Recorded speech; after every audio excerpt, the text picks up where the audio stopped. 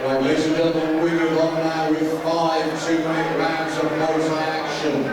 Would you welcome first into the red corner, representing KO South, Fabio BARROS.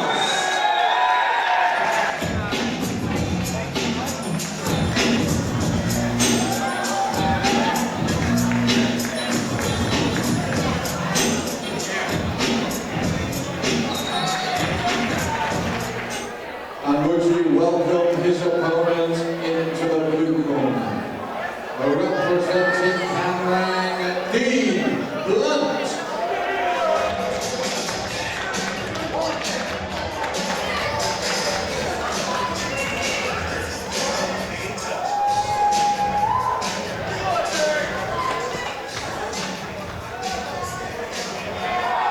Ladies and gentlemen, this is for the English B-Class title belt, and once again your fighters in the ring, in the red corner, representing KO South, Fabio BARROS.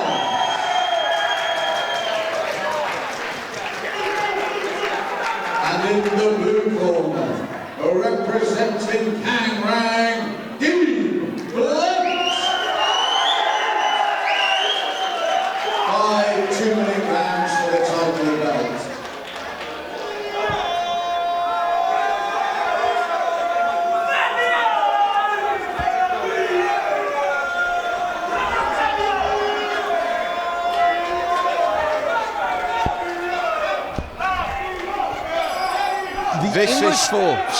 This is for the English B-Class title over 5 2-minute rounds. And Fabio BARROS from KO South have had a wonderful evening here tonight against Dean Blunt from Canrang. And BARROS dumps him down immediately off the bat. Dean Blunt, though, happy to stand southpaw, but gets tripped again. Superb timing there from Fabio BARROS here in the opening round.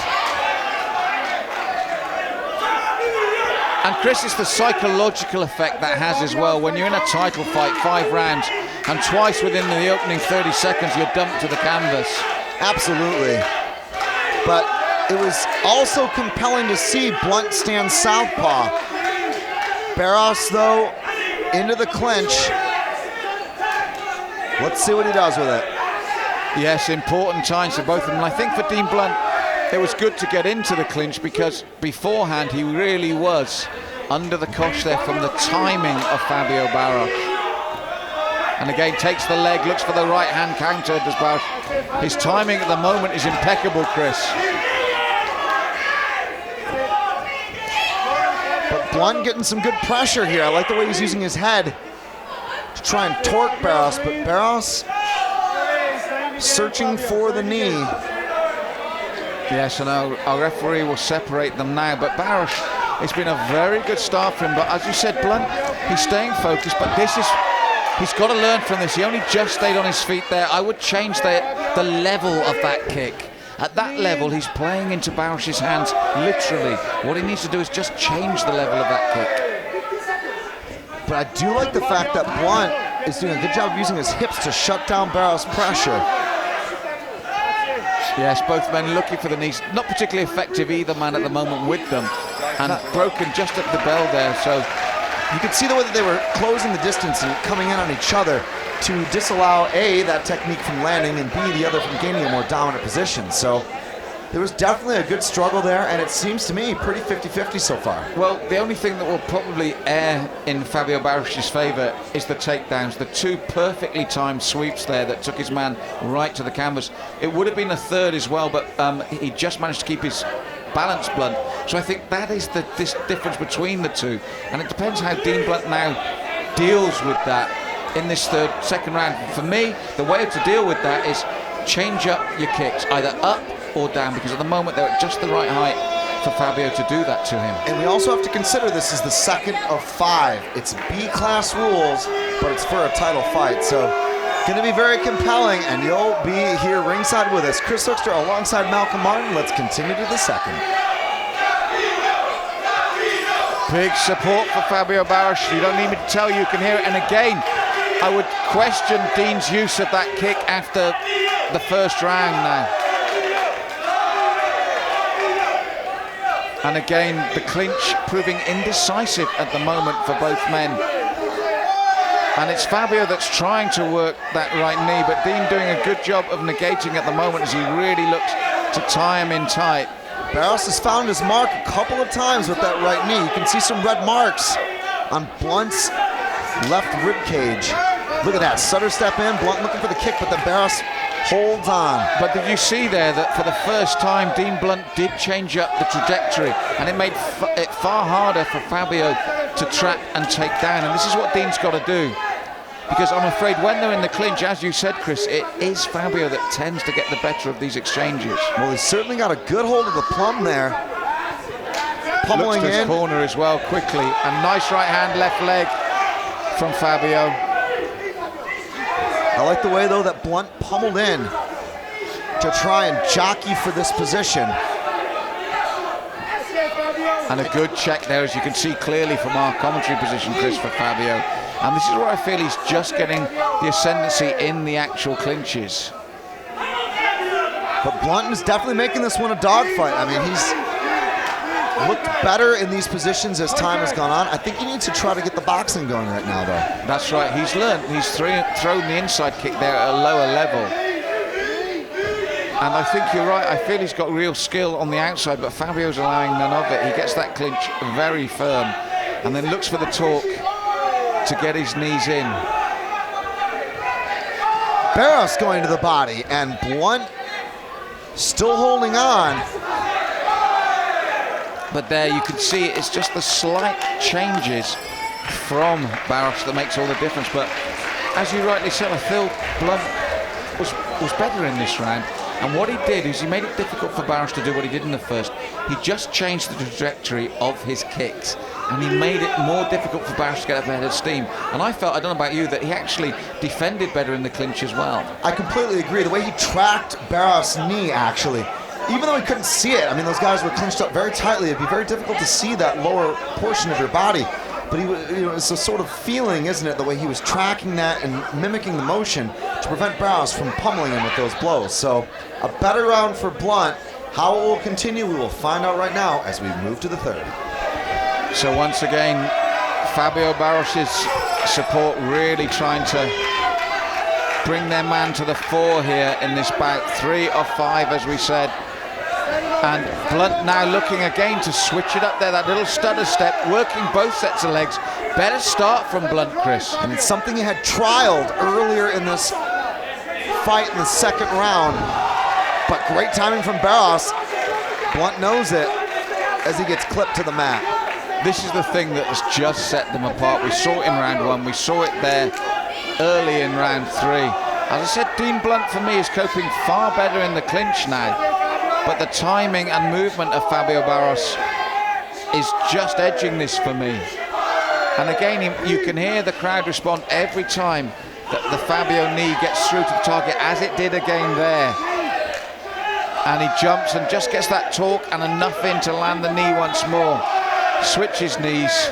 Some good defense here from Blunt, but not a whole lot of offense, and that's the problem. Yes, and he forced, as you said rightly, he forced Fabio to switch knees, but Dean's not getting his own stuff up. And again, this is the problem for him.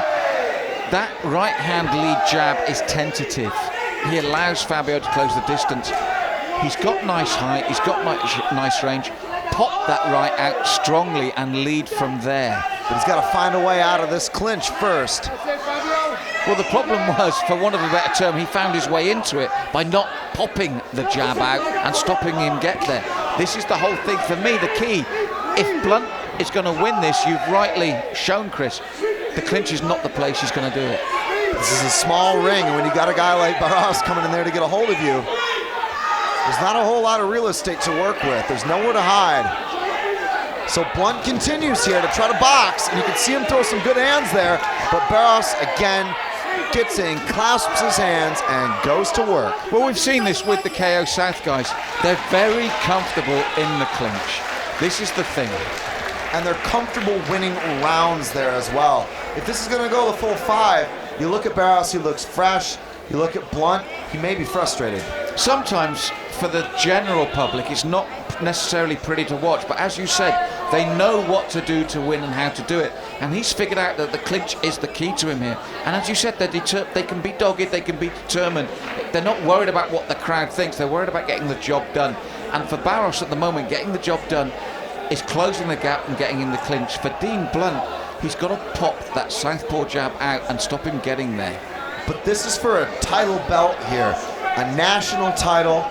It's 5 rounds. This is a fight, and you've got to use the right techniques to win. And that's, to me, what Fabio Barros is doing right now. It will be very compelling to see how Blunt responds as we move towards the finish. 4 of 5. A nice leg work again from Dean Blunt. He starts each round, the opening 5 to 10 seconds very well, and then he starts to struggle when Fabio closes that gap and starts to work in the clinch. And you can see here he tried to twist away, Chris, but Fabio had none of it. That slight change again from himself keeps Dean Blunt pinned there against the ropes with Fabio's control. Watch Fabio's footwork. It's very interesting to see when he squares up and then when one leg actually plays the lead. When the leg, either the left or the right, becomes the lead, in comes the rear knee, and then he squares up to shut down Blunt. And again, spectacular. Fabio closes the gap as Dean goes to throw the jab, and we end up right here again. And this has been the biggest problem for Dean Blunt throughout these opening 4 rounds. Into the femoral artery, then the outside of the thigh. Barros is putting on a clinic. Well, that for me, this in terms of his clinch work, this has been the best round for him here. He's really controlled that clinch quite clinically. And to some, it's not the most aesthetically pleasing, but to me, it's a work of art. And as you said, it's doing what's necessary to win the round, to win the bout, and by default, win the belt. And he's doing it here in the 4th round. Gonna get a separation here, a golden opportunity for Blunt. That was better. Do you see that? That one moment from Blunt, he needed that from round 1. But the problem is he's trying to stand and trade with Barros, plant his feet. No, you throw those 2 shots, Chris, and you move laterally, and you make Barros square up again, because as we said, he likes that square movement. He likes to know where he is. The left, right, and movement will nullify that, but I think it's too late in the bout for these tactics to change. Yeah, you mentioned that, you know, movement-based striking is an alternative to standing and trading and hoping to catch a counter or land a power shot.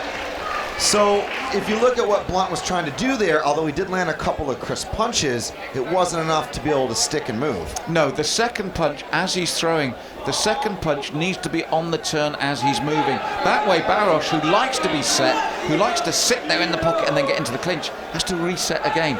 And it's hard for you, but you do the same again. You're right, Blunt has tried the right things, but by staying static or moving back in that straight line, he's negating his own work, and in a way, it's playing into Fabio's hands. And we will see whether that will be enough. We've got a couple of minutes on the clock, folks. Don't go anywhere. 5th and final round, Chris, and I think he's going to need a real performance here in the 5th for Dean Blunt to take this title, because Fabio, as you rightly said, has stuck to a game plan.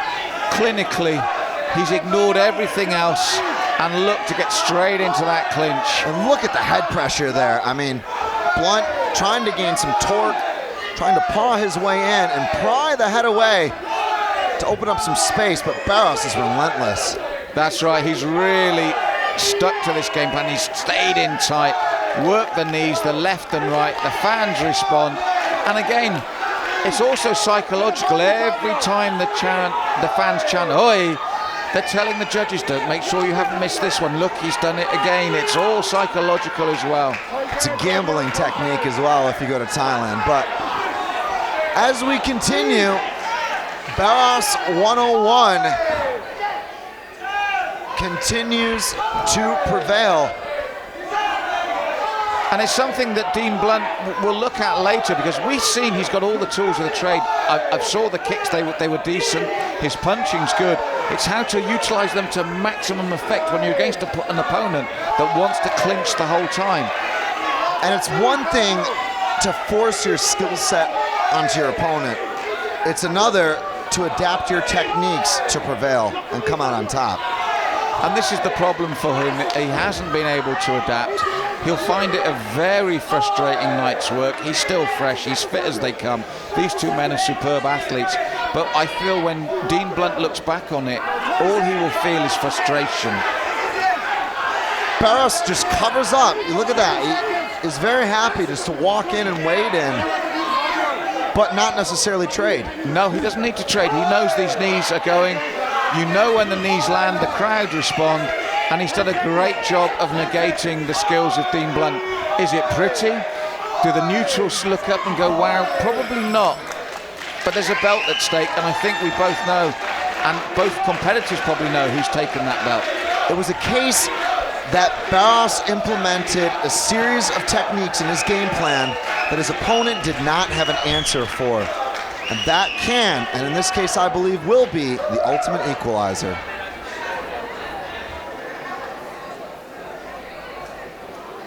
Ladies and gentlemen, 5 hard-fought rounds. Please let's hear for both your warriors in the ring.